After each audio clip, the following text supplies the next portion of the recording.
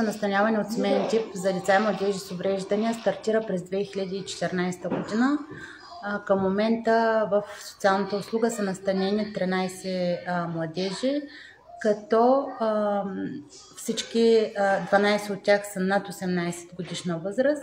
Имаме едно дете, което през месец септември навършва също пълнолетие.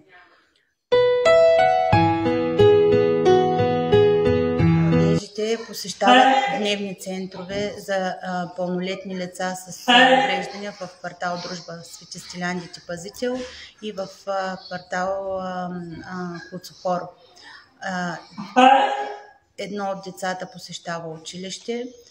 С други 3 потребители работят рехабилитатори при ЦСРИ град Сливен. Идват на място, прилагат почасови услуги, с тях работят кинезитерапевти, рехабилитатори.